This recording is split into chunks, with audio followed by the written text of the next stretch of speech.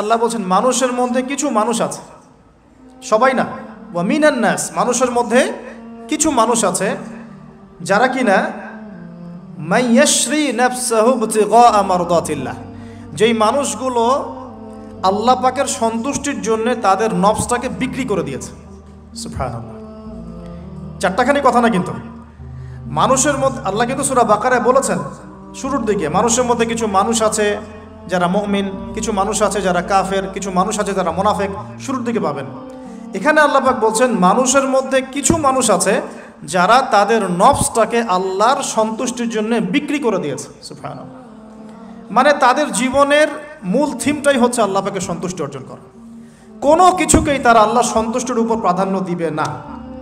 যদি কোটি টাকার অফার আসে হারাম, সে সেটা রিজেক্ট করবে, আল্লাহ নারাজ হবে। একটা সুন্দরী মেয়ে যদি জেনার অফার করে, সে রিজেক্ট করবে, কারণ সে আল্লাহকে ভয় করে।